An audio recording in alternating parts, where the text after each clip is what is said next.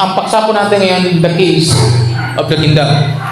Yung mga susi, napansin po niyo the keys of the kingdom. Papansin po niyo dito sa akin, kung titingnan po niyo, ang dami kong susi. Ito, dami sa isang lalagyan ng susi. May susi ng padlock, ng kwarto, ng isang pintuan, ng window, ng isang pintuan, ng isang motor. Ito, ng dalawang motor. So, dami susi.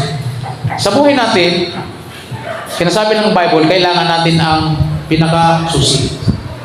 So, ang buhay po ng tao ay punong-puno po ng keys. Kaya nga dito, pumakita natin, pinamagatan po the keys of the kingdom. Now, tinan po ninyo kung kanino ibinigay ng Diyos ang mga keys, ang mga susi. Kaya po dyan, sa verse 18, now I say to you that you are Peter, which is means rock. And upon this rock I build my church. And all the powers of hell will not conquer it. And I will give the keys of the kingdom of heaven. Whatever you forbid on earth will be forbidden in heaven, and whatever you permit in earth will be permitted in heaven. Sa dalawang verse, nakikita po natin, tinayo ni Lord ang church sa bato, sa pangunguna po ni Pedro na tinatawag na bato. Now, nagkaroon po ng church. Ayon po sa ating preaching na nakaraan, ayon sa salita ng Diyos, ang church ay hindi basta church lang, ito po ay army. Kaya makapangyarihan. Kaya sinabi ni Lord na kahit yung pintuan ng impyerno, yung gates of hell, hindi po daw makakapanay dito. Ibig sabihin, armado kasi ang church na itinayo ni Lord. Makapangyarihan. Which is na mayroong chain of command. Mapuwersang simbahan. At ito dapat maintindihan ng bawat iglesia ng Panginoon. O tinatawag na church. Yung mga tao, yun ang church. Tayo mga nagsa-church. So ang tinayo ni Lord ay army. Kasi ginamit Lord na termino dyan ay Roman term o military term. Nung sinabi Lord na, Peter, I built my church upon this rock sa iyo. At ang church na to ay makapangyarihan. At ang ginamit niyang salitang church na kung saan ay kinuha ni Lord sa Roman o termino ng Romans. Salitang Romano, nang ibig sabihin po ay military term na ginagamit po sa militar. Ibig sabihin, ang itatayo talaga ni Lord ay army. Sa buong pagkatao ko na ako'y maging mananampalataya, ang isa lang ang nakita kong church na ang pangalan ay God's Army. At yung pong pastor noon ay patay na po, si Pastor Boris Cirulo. Patay na po siya. Isa po siyang Israelita mula sa lipi ni Benjamin na naging mga 90s, 1980 hanggang 1990s. Siya po yung prominenting preacher na nagsasalita po ng, siya lang nakita kong nagtayo ng army at siya yung pastor na nagsasalita na lahat ng tao tahimik. Pag siya po nagsalita, lahat ng tao tahimik at bumubuhos ang mga luha sa mata ng mga tao. Ganun po siya ka-anointed na tao. Silensyo ang mga tao at nakikinig sa kanya at lahat ng tao makikita mo. Lahat lumuluha. Ang tinayo po niya, ang pangalan ng church niya ay God's Army. Hindi ko po alam ngayon kung sino po ngayon ang pastor sa kanyang church na tinayo. Na makikita po ninyo, ang tinayo ni Lord, God's Army. So sa church. Noong pagkatapos ng sa verse 19, and I will give you the keys. See the word keys. O susi. Ang sinabi, and I will give you the keys. Ang tinukoy po dito ay hindi isang susi. Keys. Maraming susi. The keys of the kingdom of heaven. At ang susi daw pong ito, yung kapangyarihan na, sabi niya, whatever you forbid on earth, sabi niya, will be forbidden in heaven, with whatever you permit in earth, will be permitted in heaven. So yung kapangyarihan pong ito, yung magpaintulot at magbawal. At ito po yung susi. So lahat po ng susi ng kaharian, kailangan nating malaman. Since na ang susi, pakita mo sa ang mga susi ng karya na ibinigay o pinagkatiwala sa church na itinaw ni Jesus Christ, ang ating Panginoon. Kaya dapat alam ng church o ng God's Army ang mga susing ito. So we need to know kung ano-ano yung mga susing ito ng Kingdom of Heaven na dapat i-apply dito sa lupa. Di ba sa prayer ni Lord, nasabi niya ganito kay manalangin, Ama namin na sa langit, sambay na ba ang ngalan mo sa langit? Kung paano, dito sa lupa, kung paano sinasamba sa langit, di po ba? Tapos, mangyari ng iyong kalooban dito sa lupa kung paano nangyayari sa langit. Napansin niyo po ba? So, yung susi ng langit ay ibinigay, yung mga susi ng karya ng langit ay ibinigay sa church. Sabi mo sa church. sa atin po ibinigay. At yan ang kailangan malaman ng iglesia, ng bawat isang kabahagi ng army ng Panginoon. Yung keys, yung susi. Sabi ng Panginoon sa Matthew chapter 18 din, chapter 18, verse 18 din yun. Ang sabi niya, nasa man 2-3 na nagtitipon alang-alang sa akin, sabi ni Lord, ay naroon ako sa kanilang kalagitnaan. At anumang kanilang ipagbawal, ipinagbabawal ng langit, inulito ni Lord. At anumang ipahintulot nila dito sa lupa, ipinahintulot ng langit. Bakit? 3 lang sila, pero dahil alam nila ang susi ng kaharian, mapangyayari na ang gusto nila. So ngayon po, kung tayo po ay maunawa natin yung susi ng kaharian, wala nang magiging imposible po sa atin. Ang simbahan ay magiging makapangyarihan. Ito ang ayaw na malaman ni Satanas ng mga tao ng Diyos. Once kasi na malaman mo ang mga susi ng kaharian, ito po napakarami. At kaya mula po ngayon, sunod-sunod po natin isi-series po ito, yung Keys of the Kingdom, para po tayo lahat alam po natin ito.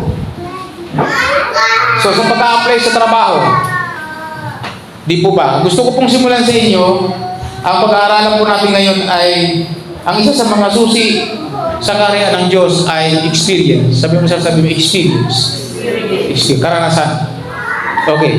Pag kayo po i-apply ng trabaho, nabasa ko sa Facebook, ngayon ka nga lang mag-a-apply ng trabaho, hanapan ka ng 1-year experience. Di po ba? Hanapin sa experience.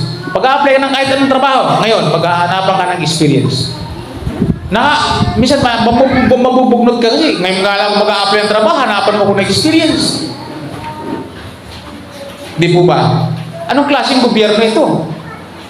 By the way, ang kingdom of heaven, ang kingdom of God ay hindi po ito religious term. Hindi po ito religious term, ang kingdom of God. Kaya pinipreach po natin ang kingdom of God. Ito po ay, government term. God's government. Kaya ngayon, pag mag-apply ka ng trabaho, kahit sa gobyerno o sa mga pribado, hahanapan ka ng experience. Sasabihin natin, hindi makatarungan. Ngayon po, lahat po ngayon ng mga trabahante, lahat ng empleyado ngayon, kahit mason, kahit karpintero, tinitest na. Ako po, galing ako ng TESDA. Tibet graduate po ko, kasama ko si Brother Bob. Siya po electrician, ako po technician, computer technician. Now, pag galing ka ng TESDA, kahit wala kang sinasabing experience sa labas, tatanggapin ka. Bakit? Tanong nyo sa akin, bakit pastor? Wala nagtatanong eh. Tanong nyo sa akin, bakit pastor? Kasi sa TESDA, mayroon ka na agad experience. Bibitawan ka ng TESDA, alam ng TESDA, kung ano man yan, kung mekaniko ka man, alam ng TESDA na kaya mong trabahuin yung pinapagawa sa iyo ang trabaho. Ayaw ni TESDA bitawan ka, napaugpaog ka. Matindi po ang TESDA. Sa TESDA po, araw-araw po ang assessment. Written, oral, actual, lahat yan mararanasan mo sa TESDA lalo kung tibet ka, kung tibet graduate. Pag tibet graduate po kasi, hindi mahaba ang termino ng pag-aaral. Yan po ay araw-araw mayroong written exam, may oral, may actual. Dahil 3 pong yan, hindi nawawala yan. Araw-araw po yan. Dumugo nga ang utak ko dyan kasi ayaw ko na nga. Ang sinasabi ng professor, pinapag-aaral kayo ng gobyerno, libre, tapos aayaw ka. Anong klaseng tao ka? Tapos, ganun yung professor noon. Tuloy ako kasi matindi po yung motivation eh. Nakagraduate po ako at pumasa po ako sa assessment. Nagkaroon po ako ng lisensya. At until now, hindi ko nagamit po aking pinag-aralan. Kasi po ang purpose ko bakit nag-aaral ako, sinamahan ko lang po yung isang kaibigan para makapag-aral. Para hindi siya mag-quick. Dapat hindi rin ako mag-quick. Kaya nangyari, sabay kami nag-graduate, sabay kami pumasa. Pero kami, pag i-deploy kami, ang naalala ko, 2 laptop nga pong inayos ko noon. Time na yun, sabi niya. Ang sabi nga po ng professor ko, Sir, ilalaban ko yan yung isang yan. Paayos mong laptop mo, 2 laptop pong inayos ko noon. So ngayon, wala akong practice. So ibig sabihin, marami na ako nakalimutan. Pero kunting ano lang yun. Aral ulit, review. Now, ginagawa ko po ito, sinasabi ko po sa inyo sa trabaho, pag nag-apply ka, ang hinahanap po ay experience. Sa kaharian ng Diyos, mahalaga po siya. Isa siya sa susi ng kaharian. Kahit pagpasok lang sa kaharian ng Diyos, kailangan mo ng experience. Hindi ka pwede pumasok sa kaharian ng Diyos kung hindi mo ma-experience yung born Yung, you must be born again. So, kailangan mo maranasan ipanganak na muli. Kung ipanganak ka ng nanay mo, sa laman, kailangan mo ma-experience yung kapanganakang muli bago ka pumasok sa karya ng langit. Di ba yung pinanganak tayo, ang tayo? Ang tawag yan, experience. Naranasan mong ipanganak. Naranasan mong iluwal. Naranasan mong sumigaw ng uwa. Di po ba? Sumigaw ka ng uwa. Ganun din po sa spiritual, sabi ng Panginoon. Kaya sabi ni Lord sa 1 chapter 3, verse 7, o verse 5 pa lang, at ang 6, sabi niya, pinanganak sa laman ay laman, at ang pinanganak sa espiritu, espiritu. Pagdating sa 6, huwag kayo magtaka sa sinabi ko. Sabi niya kay Nicodemo, kaya lahat ay kailangang ipanganak na muli. So, ang pagpasok sa karya ng langit ay experience. You know what experience? That's the key. Isa yan sa susi para makapasok sa karya ng langit. Ma-experience mo ang new birth. See the word new birth? Without experiencing the new birth, no kingdom of God. Hindi ka papasok sa langit. Kasi ang requirements para pumasok sa langit, yung susi ay ano? Ma-experience mo ang new birth. Is that clear, mga kapatid? John chapter 3 hanggang 7 po yan. Kaya nga yung tinuturuan ng Panginoon nagpunta sa kanya ng madaling araw, si Nicodemo, isang Pariseo, isang membro ng Sanhedrin, parang senador ngayon, ay nagsadya ng madaling araw para masulong niya si Lord at para hindi rin siya mapintasan ng kanyang mga kasama, para hindi siya mapersecute. Sinabi sa kanya ni Lord yun. Hindi niya na naintindihan. Kaya sabi ni Lord, iguro pa ka naman ng Israel. Hindi mo naintindihan ang bagay na ito. So without experiencing the new birth, sabi niya, hindi ka papasok sa langit. Yan lang ang tanging paraan para pumasok ka sa langit. By-experience mo ang new birth. Kaya sinabi ni Pablo sa 2 Corinthians chapter 5, verse 17, that anyone is in Christ is a new creation. Kasi bago na siyang nilang, bago na siyang panganak eh. Nawala na yung luma na panganak na siya, bagong kapanganakan. So ang Word of God ang nagpapanganak sa atin, sabi sa 1 Peter, sa 2 Peter, na kapag narinig natin yung living Word, ang salita ng Diyos ng buhay, tayo ipinapanganak ng Diyos. Amen po ba? Kaya nga tinatanggap ng Panginoon ni Kristo sa puso natin bilang Panginoon tagapagligtas. Sabi po sa 1:12. So makikita po nyo, experience, ang susi, yan po ang gusto ko pumunahin. Actually po ay, ano po ito, acronym po ito ng ating core values sa equippers. Inuna ko lang po yung E. Inanap ko po yun sa Bible. Yung bagay na ito. So makikita po nyo na ang experience ay napakalaga. Based on dito sa binasa ni Erlin kanina, ni Ergilin, sa John chapter 13, verse 1 to 17, ang tinuturo po dyan ng Panginoon ay tungkol po yan sa discipleship process. Sabi nga ng Panginoon dyan, sinasabi ninyong ako'y guro at inyong Panginoon. Oo nga, dahil ako nga, ang sabi niya. Kung ako ang inyong guro at Panginoon ay inugasan ko ang inyong mga paa, ano sabi? Gayon din naman ang gawin niyo sa isa't isa.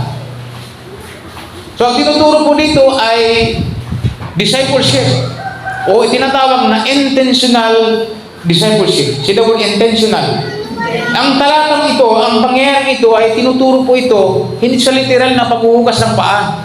Kundi ang tinuturo po dito yung experience. Naranasan yung i-disciple ko kayo, sabi ng Panginoon, gayon din ang gawin nyo sa isa't isa. Ang pagiging disciples ay hindi ka magiging alagad o magiging disciples hanggat hindi mo naranasan i-disciple ka. Amen. So, ang discipleship is intentional. Hindi ito nagagawa sa pamamagitan ng ganitong preaching lang. Ito po intentional, intensive. Sa linggo pa naman, mayroong handog ang bata. Pero kinausap ko ni Lord, gusto ko sana i-cancel po yung pagkatapos ng service, pagkatapos alas 2, tapos alas 3, sina Marlene. Ang sabi ni Lord, huwag mong i-cancel, huwag kang pumunta doon sa kainan, mag-disciple ka. Yan ang trabaho mo. Kinausap ko na sana si Sister Tess kanina, i-cancel ko. Kaya lang, sila nag-speak sa puso ko. Sabi niya, huwag mo i-cancel. Dahil yan talaga ang trabaho mo. Hayaan mo na sila doon magkainan. Okay lang yan. Pero yung work mo, never be, sabi niya, huwag mong i-neglect yun. Huwag mong ipagpapalit sa pagkain. Masarap naman kasi fellowship doon. Kaya lang, paliliwanag ko na lang sa mag-asawang kay Jessica sa pulis. Maintindihan nila yun. Di ba, ate? So kasi, kailangan ko talaga mag-disciple sapagkat ang disciple, intentional. Kaya lahat po kayo dadaan ng intentional discipleship. So ngayon, ang record ko po ngayon ay nasa 14 yata o 16 disciples ang nini-disciple ko na ngayon intentional. Okay. Pagdating po ng January, mas marami na akong matatrabaho kasi resign na ako sa barangay. So ito pong experience nito napakahalaga. Kailangan maranasan mong ikay ma-disciple. So pag napakisip mo dito sa talata, makikita mo dyan sa verse 1 hanggang 17, na sinasabi dyan ng Panginoon, yung ginawa ko sa inyo, sabi nga lang ni Pedro, sabi ni Pedro, Panginoon, yata ito hugasan mo sa ibang salin, yata ito, ikaw naguro ko, na Panginoon ko maghugas ng iyong paa. Hindi mo mahugasan ang paa ko. Sabi niya, sabi ng Panginoon, kung hindi mo pahugasan ang iyong paa, sabi niya, wala kang kaugnayan sa akin. You will never be connected to me. Ibig sabihin, hindi mo ako master, hindi mo ako Panginoon, hindi mo ako guro, kapag hindi mo pinagawa yan. At ang sabi niya, mauintindihan mo rin yan kapag katapag ka tapos.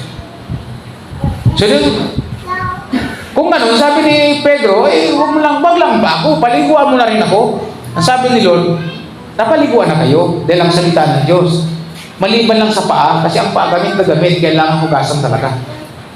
At sabi niya, pero hindi lahat kayo malinis. Sabi niya, nalinis na kayo ng salita ng Diyos. Ang salitang ipinangaral ko sa inyo. So ang purpose ng paghugas ng paa, para ipakita ng Panginoon, ano ba paghugasan mo? Balagay ba? Meron nga akong kakilala, kababata ni Carlo. Yung amo niya, pinapupunasan sa kanya yung sapatos. Kumbaga parang hindi niya matanggap na papupunasan sa kanya yung sapatos, parang ang baba ng kanya, hindi natanggap, hanggang nag-resign siya sa trabaho. Kasi hindi niya matanggap na yung amo niya papupunasan sa kanya yung sapatos. Yung paa, pag nagugas ka sa paa, hinugasan mo pa ng iba, it is napakababang magpapakababa. Ibig sabihin, katulad ko, magpapakababa ako, i-intentional discipleship ko ang tao, tuturuan ko. Down to earth, aabutin ang lahat para lang ma-disciple. Ang sabi ng Panginoon, sabi niya, kung ako nga na Panginoon nyo, naguro nyo, ginawa ko ito sa inyo, gawin nyo ito sa isa't isa. I-disciple nyo ang isa't isa. Sabi isa't isa. Sabi niya, pagdating sa verse 17, dyan lang nadalo yung blessings. Nagulat nga po ako sa samahan ng mga pastor. Mayroong taong hindi naman nakalagay sa program, biglang tumayo at nag-challenge sa giving. Ang ginamit ko itong verse 17. John chapter 13, verse 17. Ang sabi ng kasamahan kong pastor, ano bang context niya? Sabi ko ng kaibigan ko, basahin mo nga ang context kung pagbibigay ba ang sinasabi dyan. So nung binasa namin ang context, hindi giving. Sabi ko, hindi nag-aaral tong pastor na to. Binababoy niya ang salita ng Diyos. Ang context dyan, discipleship, hindi giving. Ba't mo gagamitin yung talatang sa giving? Verse 17, now that you know these things, God will bless you for doing them. Ano bang sinasabi nila dyan? Sabi ni Lord, pag natutunan mo mag-intentional discipleship, doon lang kayo i-bless ng Panginoon. Ngayong alam nyo na ito, ang intentional discipleship, yung experience, kasi intentional discipleship, experience. Kaya ang susi nating hawak ngayon ay sino word experience. Maliban maranasan mong ikay i-disciple, saka pag hindi mo naranasang ikay i-disciple, hindi ka rin makakapag-disciple. Ulitin ko. Pag hindi mo naranasang i-disciple ka ng iba, hindi mo makakayanan mag-disciple sa iba. Kasi hindi mo experience. Amen po ba? Halimbawa, gusto mong ang tao mag-devotion, hindi mo naman experience mag-devotion. Tanong, may kapangyarihan ba yun na mapag-devotion ng iba? Wala. So, ang experience ay malaking epekto sa karya ng Diyos. Pag naranasan mong i-disciple ka ng iba, o na-disciple kita, naranasan mo, then makakayanan mo kasi naranasan mong i-disciple ka eh. Kaya sa church, walang lone ranger, walang solo Christian, walang solo believer, walang solo disciples. Wala. Kasi tinawag tayong church army. Wala pong solo army. Tanong mo si sir, walang nag-iisang army. Pelikula lang po yung lone rangers eh. Pelikula lang po yun, yung nag-iisa na lumalaban sa napakarami na parang hero. Pero sa biblical aspect, wala pong ganon. Tinawag tayo ni Lord na church, at ang church ay body of Christ, maraming bahagi na ginagampanan. At ang lahat kong yan ay mayroong tinatawag na experience. Hindi natin pwedeng i-share si Lord kung hindi natin, yung karanasan natin, hindi natin pwedeng i-share ang mga bagay na mayroon tayo o wala tayo. Kaya ang pinaka-number one protocol o pinaka-number one rules nga sa amin, bilang pastor, huwag kang mag-share, huwag kang mag-preach na hindi mo experience. Halimbawa, pagbibigay. Maraming pastor nagtuturo tungkol sa pagbibigay, pero yung pastor hindi naman nagbibigay. Hindi niya practice ang God's principle tungkol sa giving. Napakaraming prinsipyo tungkol sa pagkikibigay. So, kaya ngayon, mga kapatid, ngayong umaga, nais ko pong malaman natin na malibang maranasan mo.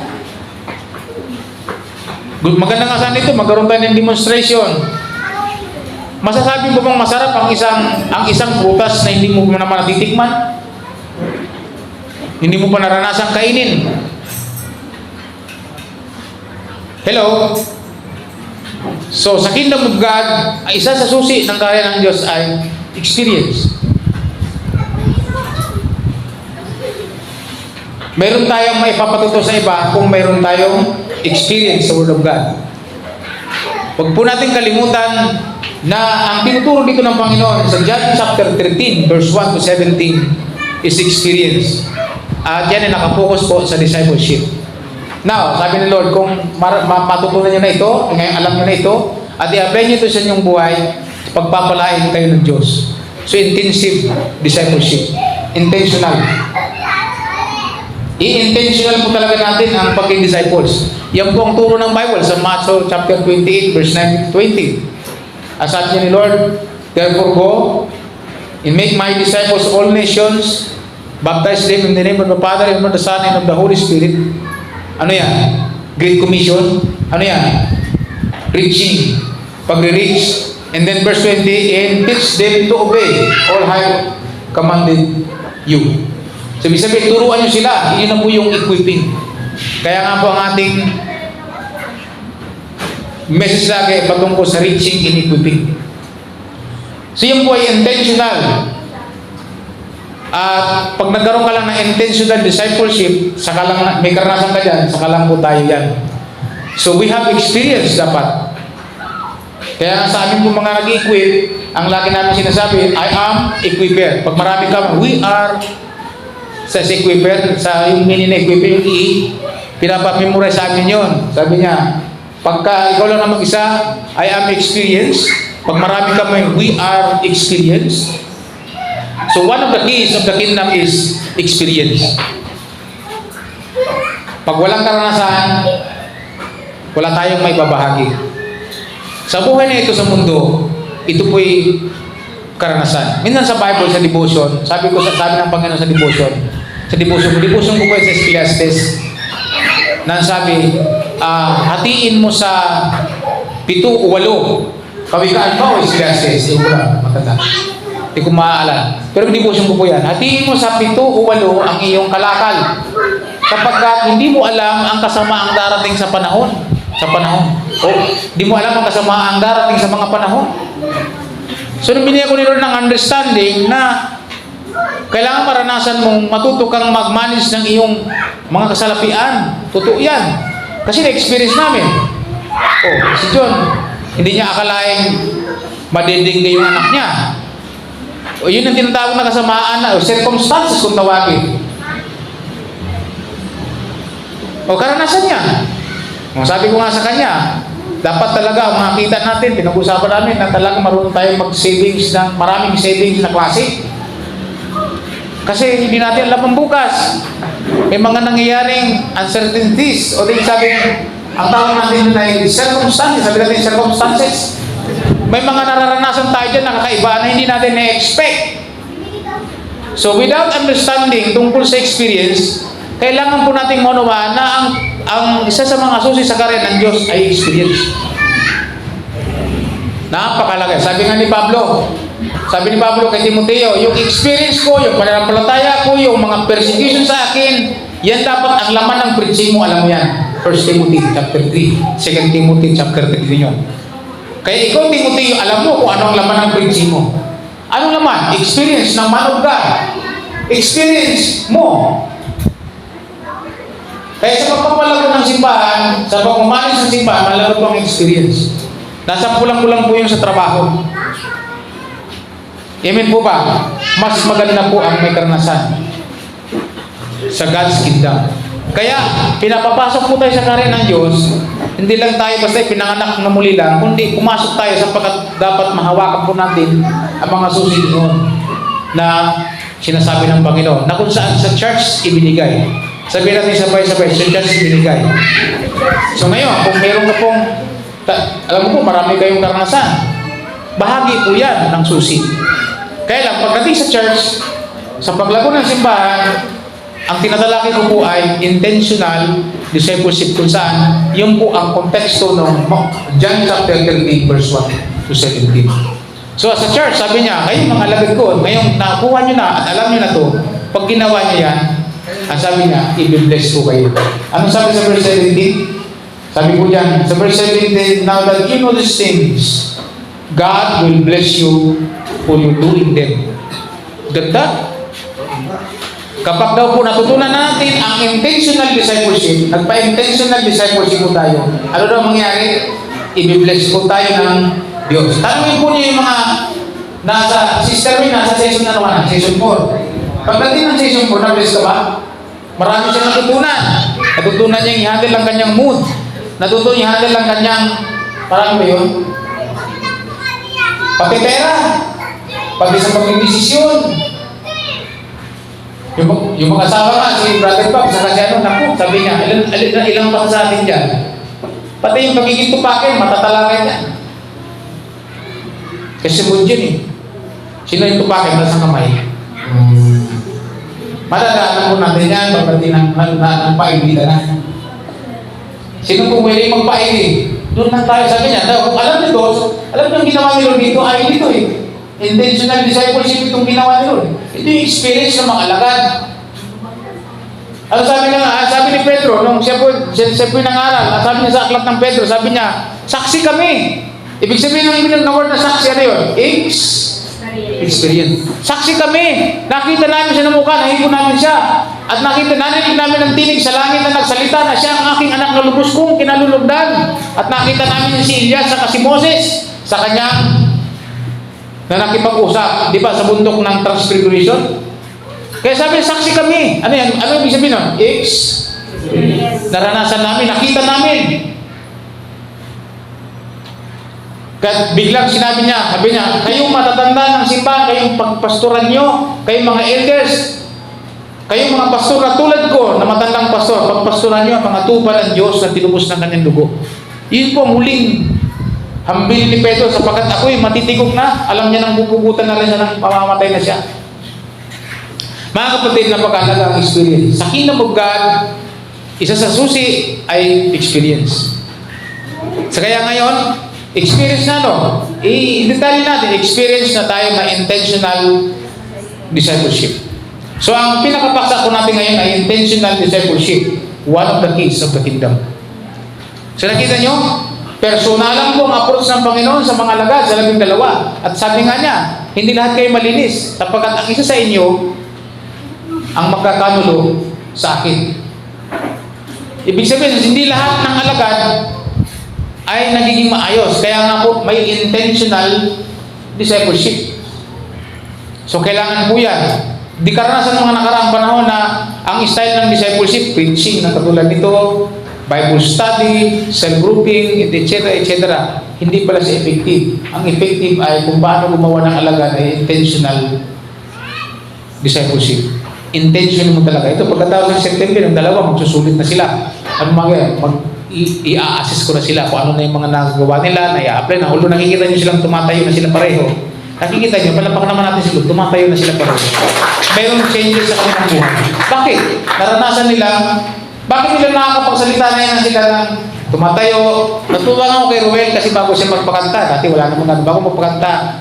Ay nagsishare na siya ng kanyang experience. Kung paano magpuri sa Panginoon, sabi niya kanina. Ang sinasabi niya nga, dapat makinig sa mga kawiting, mga nagbibigay dangal o papuri sa Diyos. May experience po sa kanila, hindi po siya. Palapakan natin ang Panginoon doon. Amen. So experience, is the key. At ano experience yan? Experience po na tayo ma-intentional discipleship. Kailangan ma-ID po tayo. Lahat sa atin dumaan doon. Kasi maliban yon, magaganon-ganon ang ating pananampalataya. Nasanay lang tayong ma-attend, o dumadalo, uupo, makikinig, uuwi. Yun lang, wala na. Walang silbi ang buhay. Hindi lumalago. Kaya ngayon nagkaroon tayo ng standard dito sa church na lahat ng patatayo ay lahat ng tumatayo dito ay dapat nagdi-devotion. Walang hindi nagdi-devotion. Ngayon, nakikita po nyo, hindi na gaano tumatayo lahat ng nagdi-devotion. Kasi ang pinapatayo ko na lang ngayon, yung na-ID. Yung na-ID ko po, na-intention this, para makasigurado po ako.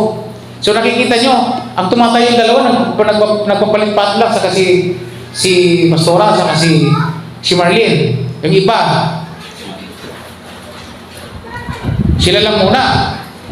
Kahit nga ang coordinator natin, hindi na muna natin patatayuin, huwag siyang coordinator. Kasi hindi po siya, nagpapalit po tayo ng standard sa pagtayo. So, sinisiguro natin na lahat ng tumatayo ay na-ID, disciples talaga. Amen po ba? Pagkakali din na, nagpapa-ID na sila, mamayang gabi, meron sila. Taod-dod lang ng mga nakaraang linggo kasi alam niyo na, nakialam sino ba yung nakialam?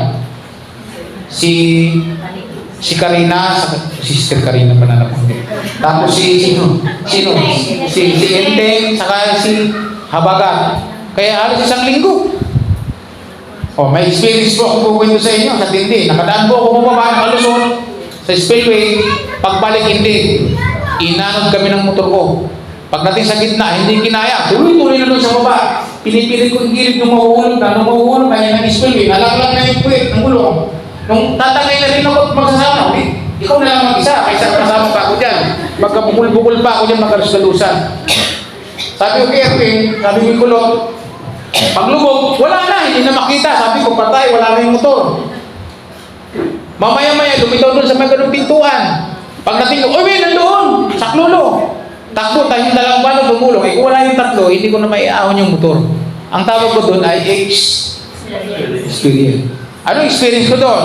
Isang pagkakamali, maraming mapipinsala. Siyempre, gastos. Yung pinamalingki kong may kulang-kulang 500, mga ulam, pati alcohol ni tatay, tayo doon. Wala na. So, donate sa ito. So, may devotion ako na sa isang pagkakamali, maraming naapektuhan sa kawikaan. So, sabi ko, chance to experience. So, may karanasan ako, pag ganun may baha, huwag pilitin. Sabi ng pamangkin ko, sabi ni Tuto, sabi ni Erwin, tagal-tagal mo nang tumatabi dyan to, hindi ka pa natuto. Hindi naman ako umimik na kasi tama naman siya. So, babe, chance to experience. So, malang ka may experience. Sabi niya, pag may experience ka, may ganun ba? Alam ko na yan, gastos yan, diyan na lang kay Erwin, iiwan ang motor. Okay. May nauna matay mga kapatid. So pagdating sa discipleship, intentional discipleship, may must experience. May naintindihan mo tayo mga kapatid. Sa Kingdom of God, sa paglago ng simbahan, ng church ni Lord, dahil sa church ibinigay ang susi, ang paglago din ng church, dapat maunawaan natin. It is intentional discipleship. Yung Matthew 28, verse 9 to 20, ano tawag doon? Intentional discipleship. Ayon sa 1 chapter 13, verse 1 to 17, doon lang tayo i-bless kung ating malaman yun.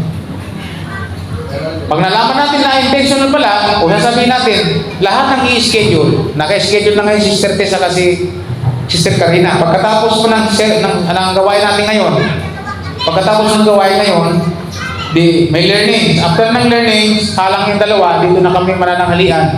Pagkatapos, ihahatid ko lang ang mag-ina sa bahay. Alas 2, babalik po ko para kay Brother Amir, kay Sister Bibi. Hindi pagkatapos, sunod agad si Brother Bob sa Sister Marlene. Pagkatapos sa gabi, doon naman kitangkad kay Brother John, kay Annalyn. So makikita po ninyo, wala tong pahinga. Bakit ko ito ginagawa? Sapagkat ito po ang sinasabi ng Bible eh. Dito po tayo, ito yung susi ng paglago na nawawan-one discipleship, yung mag-asawa, sinasabay ko na po yan. Kasi isa lang naman sila sa Panginoon. So I hope na kung gusto po ninyong makasama, ay kailangan po kayong ma-ID. Malibang maranasan po ito, sino po ang gustong dumami ang mga alagad ng Panginoon? Siyempre po, kailangan kung madadami lang alagad ng Panginoon, kung ikaw'y magiging ganap na alagad, nagawa kang alagad. Mali pag hindi ka nagawang alagad, taga-upo ka lang. Sabi, masakit nga yung mga pastor pag masyado ng pastor ay stress na yung pastor sa kapag-preach. Tapos walang nangyayari.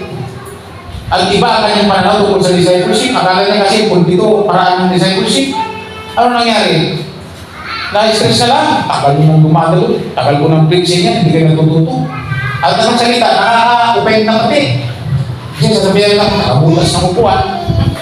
Hindi mo ba? Pagkabutas ng upuan, ibig sabihin, sa tagal-tagal ng upo, hindi natututo. Eh, kasi na bakit? Ang problema ikaw, sabi ng mentor ko, ikaw problema niyan. Hindi mo alam ang susi tungkol sa paglago ng church.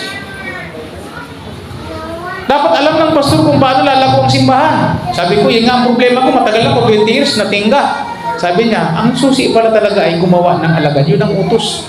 Kaso ginawa mong membro. Ginawa mong believers, ginawa mong followers. Kaya pagka yung pastor ng simplang, wala ng followers. Do you remember sa John chapter 6, yung mga followers ni Jesus ng Panginoong Jesucristo? Nabasa niyo sa Matthew 6. Ang tao ay sinusundan siya ng libong tao. Kahit tumawid pa ng dagat, tumatawid din yung mga tao. Dahil nakatikim sila ng pagkain sa miracle si Lord sa pamamagitan ng kaunting tinapay at isda, at nakakain ng 5,000 mahigit, at sumubor pa ng 12 tikles o ng 12 bakul. At nang makita ng mga tao, ito na nga yung hinihintay natin na propeta. Kaya sinusundan-sundan siya ng mga tao. Ang tawag sa kanya doon, followers of Christ. Ang tawag doon, crowd. Followers. Eto na, nagturo si Lord ng mabigat. Ano nangyari sa mga followers? Sa mga followers lang. Nagturo si Lord ng mabigat. Malibang kainin nyo ang aking laman at inumin ang aking dugo. Ang sabi ko ng mga tao, mabigat na to.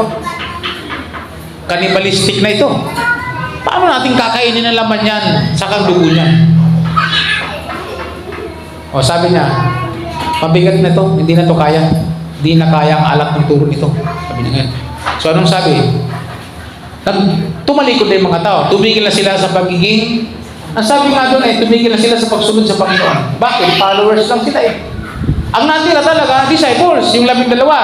Ang sabi ng Panginoon sa 12, sabi niya, kayo ba? Oh, bakit kayo? Hindi pa kayo umaalis. Hindi pa kayo umaalis. Sabi ni, ang sumukot si Pedro, kung kami po, Lord, aalis, kanino kami pupunta? Ay nasa iyo ang buhay. Ikaw ang nagbibigay ng buhay.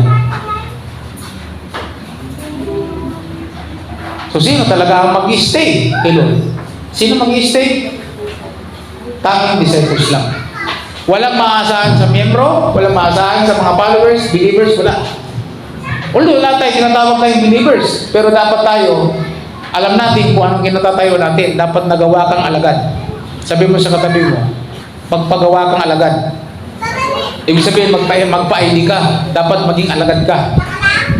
At pag sinabing alagad, maging estudyante ka. Maturuan kang mabuti ang lahat ng pinag-uutos ng command ng Panginoon na sinasabi. Amen po ba? So, intentional discipleship. Kailangan ma-experience mo natin yan.